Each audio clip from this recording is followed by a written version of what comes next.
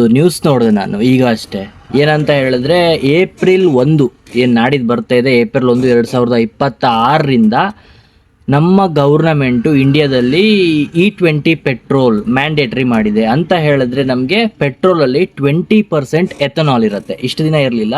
April 1ನೇ ತಾರೀಕಿಂದ 20% ethanol mix ಆಗಿರುತ್ತೆ, ಇನ್ನು 80% ಗ್ಯಾಸೋಲಿನ್ ಇರುತ್ತೆ. ಸೊ ಇದು ಗೌರ್ನಮೆಂಟು ಯಾವ ದೃಷ್ಟಿಯನ್ನು ಇಟ್ಕೊಂಡು, ಯಾವ ಉದ್ದೇಶ ಇಟ್ಕೊಂಡು ಮಾಡಿದೆ ಅಂತ ಹೇಳಿದ್ರೆ, ಏನು ಈ ಪೊಲ್ಯೂಷನ್ ಎಲ್ಲ ಜಾಸ್ತಿ ಇದೆಯಲ್ಲ ಅದನ್ನು ಕಡಿಮೆ ಮಾಡ್ಬೋದು ಅಂತೇಳಿ.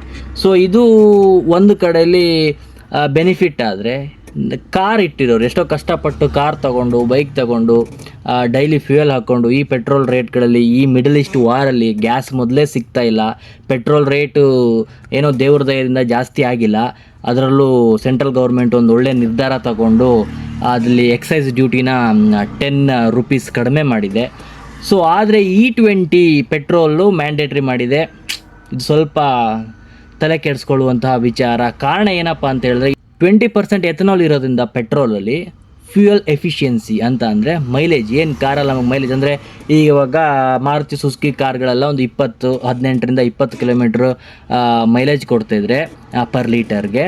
ಸೊ ಎಥನಾಲ್ ಏನು 20% ಎಥನಾಲ್ ಪೆಟ್ರೋಲ್ ಇದೆ, ಅದನ್ನ ನೀವು ಯೂಸ್ ಮಾಡೋಕ್ಕೆ ಶುರು ಮಾಡಿದ್ಮೇಲೆ ಆ ಒಂದು ಮೈಲೇಜು 3 to 10% ಕಡಿಮೆ ಆಗುತ್ತೆ. 3 to 10% ಈ ಒಂದು ಗ್ಯಾಪಲ್ಲಿ, ಈ ಒಂದು ರೇಂಜ್ ಗ್ಯಾಪಲ್ಲಿ ಕಡಿಮೆ ಆಗ್ತಾ ಹೋಗುತ್ತೆ. ಸೊ 20 ಕೊಡ್ತಾಯಿದ್ರೆ ನಿಮಗೆ 15 ಬರ್ಬೋದು, 16 ಬರ್ಬೋದು, ಇಲ್ಲಾಂದರೆ 12 ಬರ್ಬೋದು, 13 ಬರ್ಬೋದು. E20 ಪೆಟ್ರೋಲ್ ಮ್ಯಾಂಡೇಟ್ರಿ ಮಾಡಿದರೆ ಇನ್ಮೇಲೆ 20 ಕಿಲೋಮೀಟ್ರ್ ಮೈಲೇಜ್ ಕೊಡೋ ಕಾರ್ ಕೂಡ 3 to 10% ರೆಡ್ಯೂಸ್ ಆಗುತ್ತೆ ಮೈಲೇಜಲ್ಲಿ.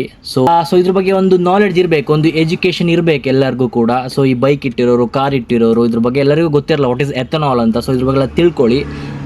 ಎಥನಾಲ್ 20% ಇರೋದ್ರಿಂದ ಇನ್ಮೇಲೆ ನಮಗೆ ಕೆಲವೊಂದು ಹಳೆ ಬೈಕ್ಗಳಿಗೆ, ಏನು 2023ರಿಂದ ಹಿಂದೆ ಬಂದಿರೋ ಬೈಕ್ಗಳಿಗೆಲ್ಲ ಪೈಪ್ ಚೇಂಜ್ ಮಾಡಬೇಕು ಅಂತಿದ್ದಾರೆ, ಫ್ಯೂಯಲ್ ಪೈಪು, ಇಲ್ಲ ಅಂದರೆ ಅದು ಮೈಲೇಜ್ ಡ್ರಾಪ್ ಆಗುತ್ತೆ ಅಂತ. ಕಾರ್ಗಳಲ್ಲಿ ಅದರಲ್ಲೂ ಯಾವ ಥರ ಏನೋ ಆಲ್ಟರ್ನೇಟಿವ್ ಇದೆಯೋ, ಏನಾದರೆ ಈ ಥರ ಏನು ಪೈಪ್ ಚೇಂಜ್ ಮಾಡೋದ್ರಿಂದ ಆಗಿರ್ಬೋದು, ಏನಾದರೂ ಇದೆ, ಅದನ್ನು ಮುಂದೆ ಕಾದು ನೋಡಬೇಕು. ಯಾರಾದರೆ ಕಾರ್ ಬಗ್ಗೆ ಈ ಹೆವಿ ನಾಲೆಡ್ಜ್ ಇರೋರು, ಕಾರ್ ಎಕ್ಸ್ಪರ್ಟ್ಸ್ ಏನಾದರೂ ಇದ್ದ, ಈ ಫ್ಯೂಯಲ್ಗೂ ಕಾರ್ದು ಎಕ್ಸ್ಪರ್ಟ್ಸ್ ಇದ್ದರೆ ಕಮೆಂಟಲ್ಲಿ ತಿಳಿಸಿ. ಇದಕ್ಕೇನಾದ್ರು ಒಂದು ಪರಿಹಾರ ಇದೆಯಾ, ಏನು ಮೈಲೇಜ್ ಡ್ರಾಪ್ ಆಗದೇ E20 ಪೆಟ್ರೋಲ್ ಹಾಕಿದ್ರೂ ಮೈಲೇಜ್ ಡ್ರಾಪ್ ಆಗದೆ ಮೊದಲಿನ ಥರನೇ ಕಾರ್ ಮೇಂಟೈನ್ ಮಾಡ್ಬೋದಾ ಅಂತ.